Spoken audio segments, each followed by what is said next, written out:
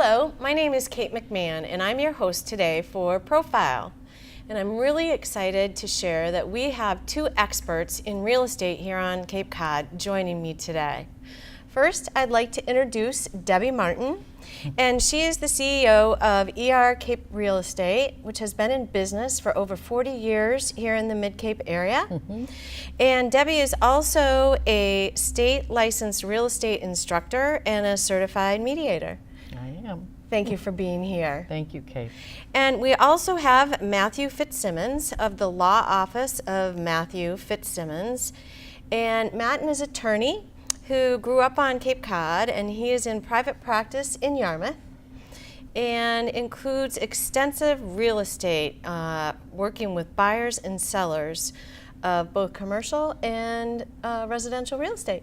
Thank you so much, Kate. Thanks for being here. Absolutely, and thank you too, Deb.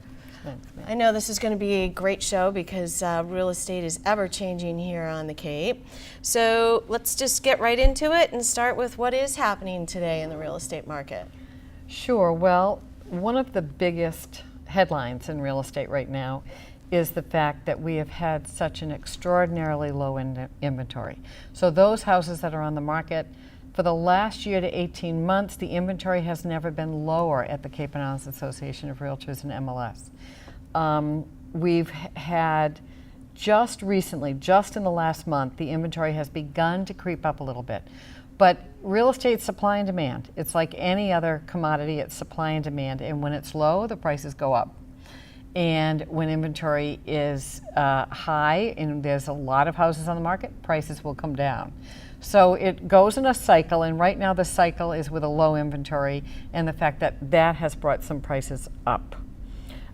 Just as an example, year-to-date numbers, from 2017, our average home sale price was $389. As of July 26, year-to-date, average home sale price is $422.5. So it's really gone up. Yeah.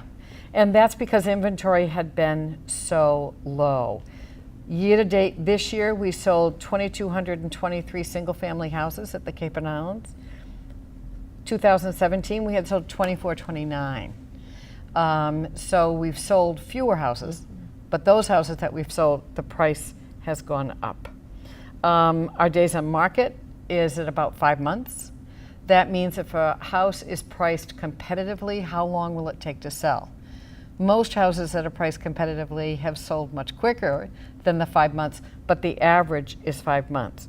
So the trend is certainly that as soon as we begin to see a little inventory, the days on market may go up a little bit and the prices might stabilize. Yeah. And we've seen a consistent sort of Cape Cod routine of having a balance between primary residences and second homes, and the second home driver just continues. It's really amazing what commitment we have for so many folks who live and work off Cape, who come and enjoy our shores and buy homes here. And that continued demand that has remained quite strong and even stronger in the past few years has been a continued driver on the demand side. And the other couple of factors that play into demand that we've seen that is unique to the timing of some real tough, terribly tough financial times 10 years a near ago. decade ago. That's right. We've had folks who unfortunately went through either a bankruptcy or a foreclosure or had a significant amount of student loan debt or other debt to pay off, that they've now finally made it through to either have those sunset on their credit report or have a debt paid down enough that a mortgage loan officer will take a look at their application and say, yes, we can now undertake the application and provide. That's right. That period of years has gone by. 7 or 8 years have passed. They finally sunset on a credit report, and they then can enter the buyer pool. So we have that piece of the demand too that comes into play. On the sales side, we have a unique older home market where homes just across the board tend to be older homes, many of which that either are in the need of renovation or need a good amount of work. We see that in the inventory. And those are factors not a whole lot of new construction. Not a lot of new construction. Another factor of the economy 10 years ago and how that came into play. We see more of it now. But when we're looking at the current environment, we really see that the buyer pool, that demand that continues, has been the driver for pricing, the driver for folks who are waiting every day, checking for new listings every day, and their brokers checking every day for a new listing. And when that right home comes up, they have to jump on it.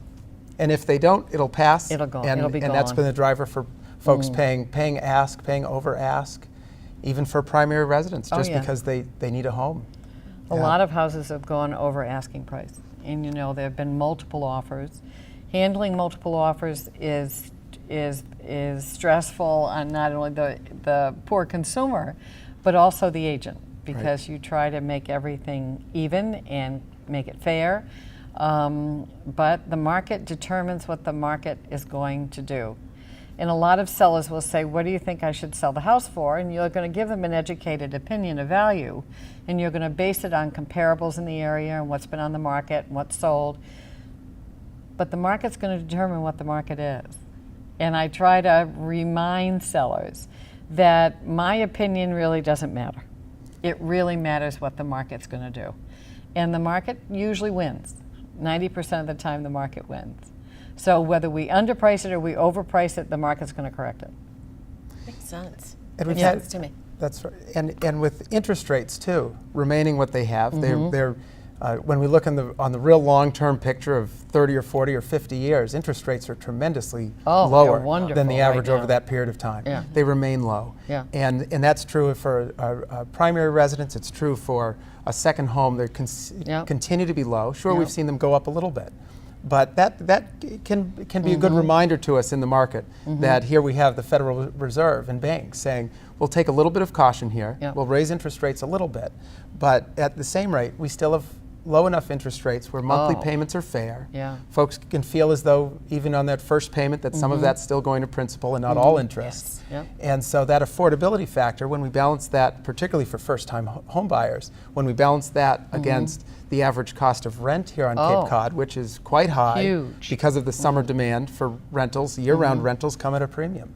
So it's nice to see for first-time home buyers that they can still enter the market, it's available, rates are low enough, and they can have a monthly payment that's less than rent. That's a really good point. Very good point about the interest rate. So there are three. Matt mentioned that there are three main groups of people who we see: the first-time home buyer, the young family getting into the market, or young professional buying. Then there's the population that is aging out of their house, so they're going to assisted living, or they're going to an independent living arrangement somewhere, or a nursing home. And then there's the second home, pre-retirement, retirement. Probably 70% of what we sell is that third group, that second home, pre-retirement, retirement. And so it's not a purchase that's being done on a time schedule. It's not a purchase, it's a luxury purchase. Most of them are buying a second house before they sell their primary house. And so for them, it can take years sometimes. It'll be 2 or 3 years that we work with a client. The Cape real estate market is different. When I speak to colleagues that are in the metro areas or in Boston, they'll have people who need to get in because they're starting a job or the kids are starting school. But that's just not the case here on the Cape. And it allows those folks also to find the perfect home. Right, it does. Sometimes it takes a little while, and we have to be persistent, but they finally get it. Patience and perseverance. Yeah. Now, can you speak to any danger zones or any red flags that buyers and or sellers should watch for in the market? You certainly can. Yeah, Matt, I mentioned the fact that how important it is to have an attorney involved in the transaction from the get-go.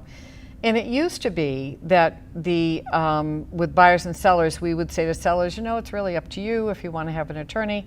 Buyers would always be assigned one from a bank if they were getting financing, or they would have to have one anyways because someone has to record the deed and issue title insurance and all that kind of thing.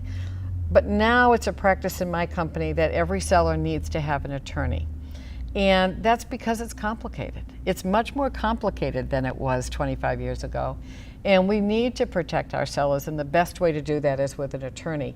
So most of these red things that come up, you are hopefully in tandem with an attorney, you're finding them.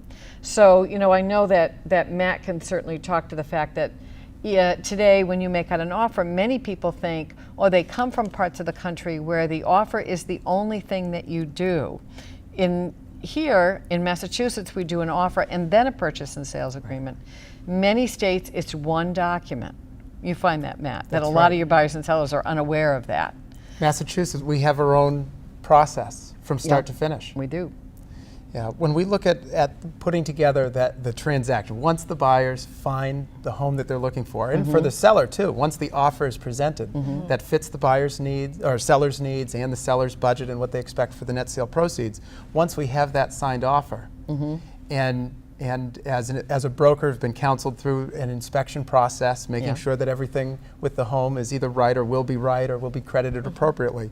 Once we have that, we have an offer contract that then gets stretched out to a purchase and sale agreement, which it's that stretching out of the offer where we now have the opportunity to take those terms that were from the offer. Perhaps it's a mortgage contingency or certain other, maybe an appraisal contingency, particularly in a market where we have such a driver in price. Perhaps the buyer wants to know that what they're buying isn't over what an appraiser would say it's worth. So we'll see those in this type of market. But where we stretch out that offer, we have those terms from it. Maybe it's all appliances being included, or maybe it's a specific term about the house or the seller completing a project. We then put that in the purchase and sale agreement. And that's really, as an attorney, that's our first, sometimes the first time that we're looking at a transaction. We take that offer, we look at what the seller has agreed to and what the buyers are expecting, and then work on taking that 2 pages and putting it into about usually a 6 or sometimes 12 or 15 sometimes 15-page purchase agreement, because it's necessary and there's a lot to cover. Some of the areas that we pay very close attention to are looking at for folks who are buying the home with a mortgage and they'll have financing. We look at certain terms that lenders would expect to be in a purchase agreement, certain protections. Hadn't thought of that. And we had a lending law change on October 3, 2015. All real estate attorneys and brokers have that date in our mind because we remember etched in our minds because we remember how much went into compliance and preparing for the new lending laws to come into effect. And one of the factors that came into play was how purchase and sale agreements are drafted. Having terms that give some flexibility to the bank if the seller doesn't have certain things to the lender's counsel on time. And that's really, and other things too, but in a very big way. So the seller has some responsibility. Sellers now have responsibility, which wasn't so much, they had to tender certain things about, at closing, but in this sense, with the new lending laws, particularly on the financing side, everything has to be in it by a certain date and have it be right. And that's been the driver for having attorneys involved on the sales side much more than before. And one of the other things that I think attorneys really help with and help navigate, buyers and sellers get very emotional. And it becomes a personality issue. And one of my biggest challenges is to get the client to understand that this is a business transaction. That's right. And that if we take the emotion off the table, we may get exactly what we want. It may not come just the way we wanted it to come, but we probably will get to where we want to get. But sometimes buyers and sellers get stuck on very minute details that have very little impact on their lives after the transaction, but they just can't get past that step. And so one of the things that attorneys help us do and help the client do is keep on track with keeping it as a business transaction and trying to take the emotionality off the table. That's an easy slip, and it happens a lot in transactions. So it's just terribly important that you try to keep all people on the same page at all times. It's challenging, but we can usually do it. It's almost as if an attorney becomes a mediator. Yes. And it must take some pressure off of the realtors as well. It does. To have this other party involved. And usually that's at the home inspection stage. That's right. Sometimes we joke around between attorneys sometimes, and brokers too, that sometimes the attorney is the third broker in the transaction. Yeah. And I'm very happy to wear that hat. I represent either the seller or the buyer in a transaction. But as far as filtering information and understanding what really is the interest of one party and another, and trying to communicate that back to my client. Yeah. And Makes say a big difference. this is it's not just that, like, for instance, if a buyer's looking for a particular credit for something that may have come up at a home inspection, we need to look at why it's being asked as of a credit, not just the dollar figure, but the why. And once we get into that and then filter that back to the seller client, we then have more substance to it than just the dollar figures. And we It really gets to we try to simplify it by not having long lists of things for sellers to fix or repair or replace. It's easier if we come up with a dollar number, because then the buyer can do it when they own the property, they can do it to their own liking, they can hire who they want. It's just one way to help the buyer get what they want, make it a little less stressful for the seller. So they don't have to hire all these people before a closing. And when a listing is taken, I can't stress enough the importance of getting yourself and your property prepared to go on the market. And a lot of people don't do that, and they lose money when they don't do that. What's included in preparation? Well, things like creating some curb appeal. The vast majority of people in a second home marketplace, in a vacation spot, drive by a house before they decide to see it. And so they want that curb appeal, and if it's they'll say, oh, I've really got to get in that house. So the importance of having clean, painted, shutters and a front step that's not cluttered, and landscaping that's been refreshed, fresh paint, a new mailbox, all kinds of things like that will bring more buyers in your door. But not just curb appeal, but staging inside, Also things like ordering a septic inspection, because you need to have that answer before you can get any further. Knowing what you're selling. Knowing what you're selling. Are there any title issues? I mean, there's lots of ways to prepare and make sure that you're going to optimize the market if you're the seller, because you want the most amount of money and you want it in the shortest period of time. So there is some preparation involved, and when you hire a good real estate agent, they're going to help you do that. And it also, I would think, show to any potential buyers that you are a motivated seller. That's right. You are very proud of the home that you have on the market. And I would think that would also help a buyer feel more comfortable learning more about a home. Yeah, they like to know as much as possible. They ask the most minute questions at times, things you've never even considered. But to the buyer, it's important. You got to get that answer done. There's a document that we use in our company. It's called a seller's description of property. They are not mandatory in Massachusetts. They are in many other states. But we use it because we feel that gives that buyer some insight. It also has the seller fully disclose what they know and what they don't know about their property. They can put down, I don't know, when they don't know, but at least they're on record for what they do know, and then the buyer has that information and they can do with it as they see fit. And I think it's a wonderful tool. So we use that. And at your office, is a potential buyer shown that prior to making any offer? Okay. He is, yep. And when they're available from other companies, we show it from other companies. But again, it's not a mandatory document. But there are lots of ways when you're working with a buyer that you can prepare them as well. So financing, making sure they have an attorney lined up.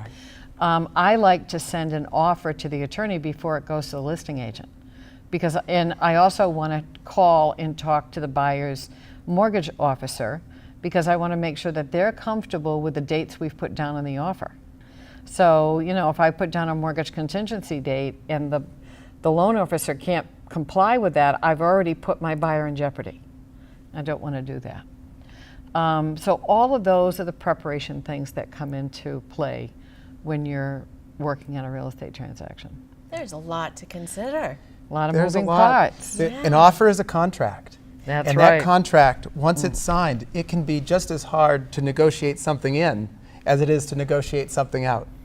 And so having that offer be comprehensive, not of course 12 or 15 pages long like a P&S, but still 2 pages most often, but outlining the important money figures, the timeline, Yep. certain credits, Oh, yeah. the mortgage contingency, certain things that are part of the form offer too, just the Massachusetts form, but so important to have outlined.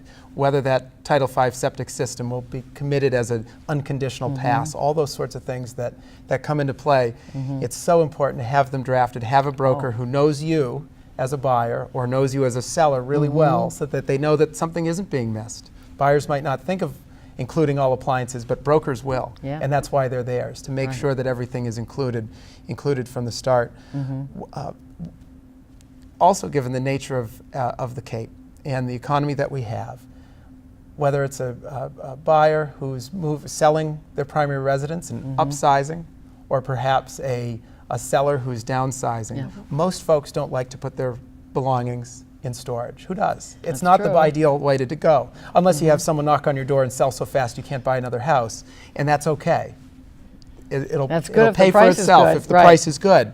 But by and large, we don't like to have to put things in storage. And so having in that original contract, perhaps there is a sale contingency. Yeah. Perhaps there is a relocation contingency for Yeah. a buyer. Those are sorts of things Yeah. that, if it isn't in the original offer, can be hard to negotiate in later. Right.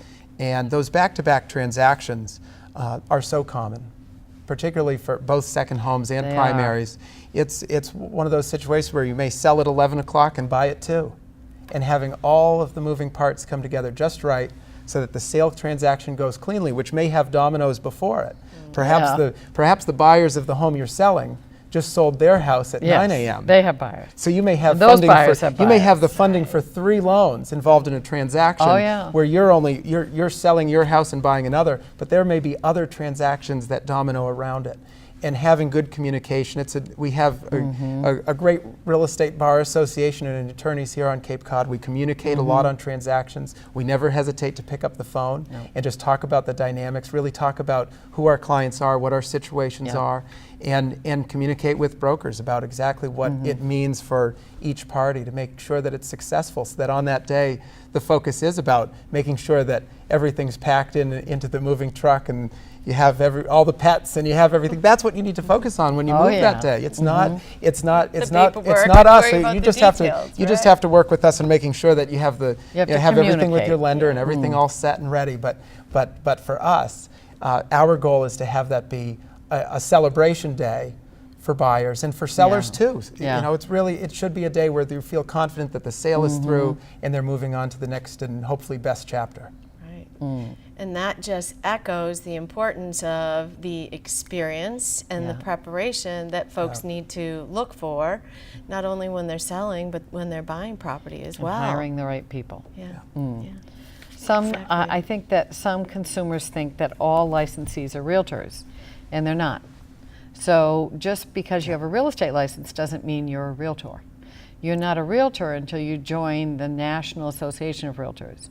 And the National Association of Realtors has a code of ethics and a code of conduct that we all have to adhere to.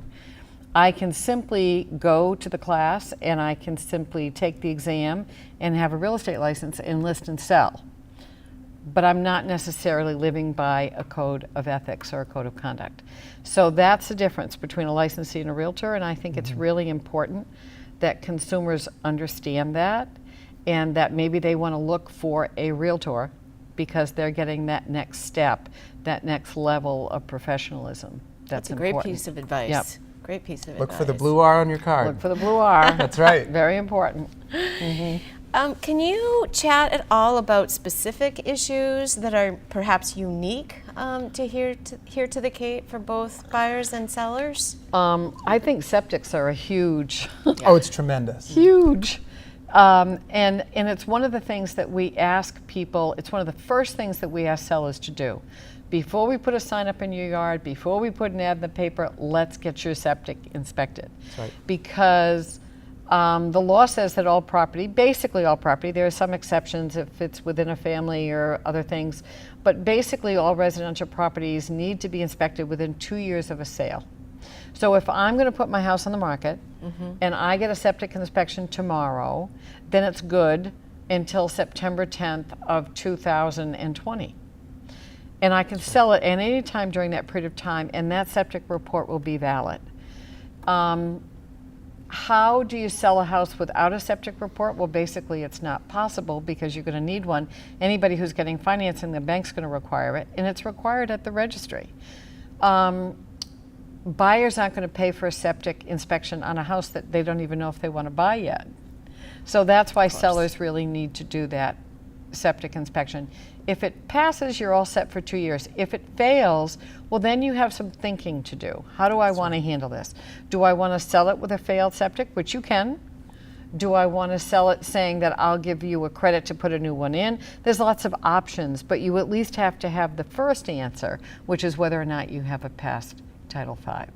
So septics are a big part of every transaction on the Cape because most of us live with private septic on Cape Cod. More than the majority here. More than the majority. Absolutely. Yeah. And if one chooses not to go about replacing a system, it limits the buyer pool tremendously, mostly to really to cash buyers just to only, cash buyers, yeah. unless there's a unique circumstance. But by and large, you've now limited, as a seller, you've now limited yourself to only the cash buyer environment, which would have a downward pull on price because they know walking in we have an unknown expense of replacing or installing a new septic system. And well water. I'm sure And you've well run water into too. that. We do, and it's it's one of the great aspects of Cape Cod is we have some nice remote spots that may not have municipal water. Maybe some of the most private locations here on Cape Cod, but they may very well be on well water. Yep. In which case, unfortunately, we do have very good drinking water, wonderful drinking water. But at that same rate, we still need to make sure that for buyers who are looking at properties who are on well water, that right in that initial offer, that it may very well be subject to satisfactory well water tests, which would ordinarily be at a buyer expense, just like any inspection.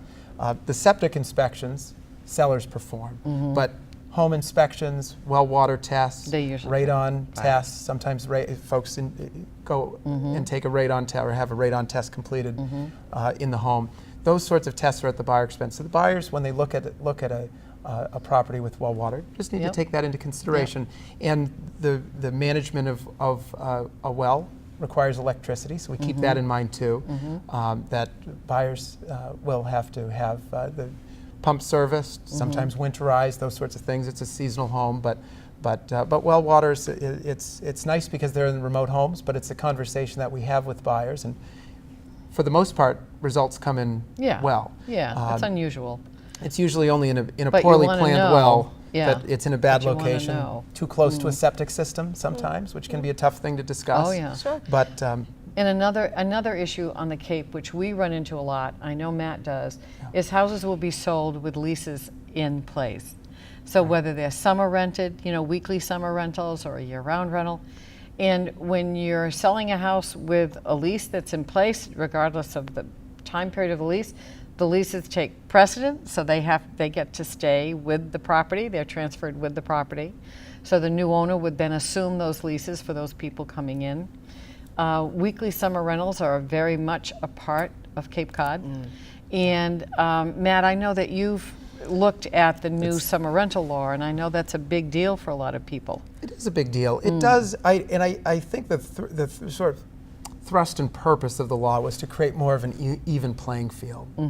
The idea that we have folks who come across the bridges, come here on Cape Cod, and whether they stay at a hotel or they stay in someone's home, like through an Airbnb rental or any of the other rental services, that The online rental impact, services, that's right, yep. that the impact to the Cape Cod is the same. Whether you're staying 2 nights at a hotel or 2 nights at a residence, your impact is the same. You're sleeping here, showering here, eating here, driving on our roads, participating in community activities, and using using public beaches and the like. These are the sorts of things that, by impact, are the same. By having a law that puts some burden really on the visitor. On the It's consumer, on the visitor. It's on the visitor. I understand, folks, and actually, my wife and I had an early stint as innkeepers. You did, where we have and you pay the rooms tax, you pay the state tax, you do, and those use taxes are there for a very good reason. We never, Every time we would look at those, we say to ourselves, that is how visitors contribute back to our community. That's right. And back to our state, back and those are so important as components. So it really does create, I think the idea was to create an even playing field. I think it does help with that. There importantly but it's not for in effect owners, yet, right? The not new yet, law, no, yeah. But for owners, the important thing to keep in mind is that when it is implemented and when everything finally percolates itself through the State House and across the governor's desk, that once everything is put together, that we will be looking at a responsibility on owners, or a responsibility that somehow goes through a third-party online vendor for remitting those use taxes or room taxes back to the state. And very importantly, that it's that step that the remission will create some responsibility. So we'll keep that in mind. So for anybody who's looking at those aspects of rentals, it's just something, but it's more administrative. As far as how it affects the real estate market, I don't think it does. And if it affects the overnight it may affect nightly the rate, online booking services, because the tax, as written right now, the tax would be for those services only. So the Airbnbs and the HomeAways and that sort of thing. I think they do create more of an impact and more of a strain on local goods and services. And so that's why the state just feels it has to have something to combat that. Right. So the new proposed law isn't necessarily complex for the new homeowner, but it's just something that they must take into account. That's right. Consideration. If they want to rent. Right. And while making the purchase. And again, another reason where your expertise as an attorney comes into play. Right. I've purchased homes in other states, and again, as you all mentioned early on, an attorney wasn't necessary in the transaction. And then when we purchased our first home here, it was much more comfortable of a process for us, because we felt like we had real experts. That's what they did. You don't know what you don't know. You can't protect yourself from what you don't know. Exactly. Right. Exactly. Kate, you make a good point about how other states are different. Yeah. States that have truly just title companies, and I write title insurance. I'm an agent for title insurance companies. So I have 3 title insurance companies who I write through, and so it's different than when someone calls looking for. In some states, you actually call the title company to handle the transaction. But here in Massachusetts, call a law office who has title insurance companies as the underwriter for the transactions. Right, so that's how that's that, and it is unique because we have more of a personal relationship with our clients, very much so. And an understanding of those title companies too, and their strengths and weaknesses. Wow, there's a lot of moving parts. A lot of moving parts. When you go to buy or sell a home in Massachusetts, and then our market here on the Cape being so unique. Absolutely wonderful. Is there anything else that you all would like to share today that perhaps we missed, and what's important for folks to know when they're getting ready to put their toe into the market? You know, one of the things that I counsel buyers on, especially, is a lot of buyers today, 98% of all houses that an inquiry comes in on, it comes in over the web. So it comes in via digital. And it used to be that you could just put a sign up and put an ad in the paper and you sold a house, and those were wonderful days. Unfortunately, they're gone. And so today, everything's online. And buyers will take a virtual tour, they'll look at pictures, they'll investigate the neighborhood, they'll look at the surrounding school system, all of that before they pick up the phone and call a real estate agent. And that's good, because more information and more knowledge is always a good thing. But I think that nothing takes the place of a local expert, somebody who lives and works in the area that you're looking at, someone who's had past sales there, someone who has a real insight into what's what in that area, zoning and planning you know, what are things you're allowed to do and what aren't you allowed to do, and you really need that level of service. And so I counsel buyers and I say, whoever it is that you're comfortable with, find a real estate agent and stick with them, because that's how you're going to end up on the better side of the transaction. You need that extra layer of personal, professional attendance to all of the different moving parts of the transaction. That makes Don't perfect try to sense do it to me. alone. Perfect Yeah. sense. If you've got a buyer coming from Connecticut or Yeah. New York, where things are completely different there, tax rates, zoning, as you Right. mentioned, Yep. and they're not going to find that when they do a search on the web. That's right. That's right. Yeah, when we look at the role that can oftentimes begin, and I always enjoy beginning early on Yes. in getting to know a seller, even before their house may be live and on the multiple listing service. Yep. It's an opportunity to start to have that conversation, knowing who the team is through the sale process. Gotta know who the team is. On the sales side, it's not just the broker and the attorney, Right. but there might be a financial advisor we might need to turn for advice on. Yep. Perhaps it's been an investment property and Yep. we need to turn to a CPA or the seller's CPA. Yep. So having some of those contacts already established, starting the conversation early, makes the transaction swifter later on, and usually with And fewer better. questions, Sure. Right. so that the focus does become on the conveyance of Makes- the real estate and less about some of the specifics that may affect that client. And so when we look on the buy side, very similarly, knowing Oh, who yeah. the lender will be, also looking at budget, knowing for a broker what the budget is on the high end, knowing what the budget may be, Sure. and say, or minimums as far as what they may be looking at as far as needs. Is that 2-bedroom going to work, or is it going to have to be Right. 3? Right. And having those conversations early so that there can be some narrowing of the work that goes forward, and it'll make it a better experience for the client everybody. too. Yeah. Well, thank you so much for being here today. Well, we Wonderful appreciate it. Very welcome, information. A lot of things going Lot on of in things the real going estate on. market, not only in how it changes specifically here on the Cape, but the importance of the buying cycle and how that works. So thanks again for your time. Okay, thanks, You're very Kate. welcome. Really Thank you, Kate. appreciate it. And thanks for joining us today, and look forward to seeing you on our next edition of Profile.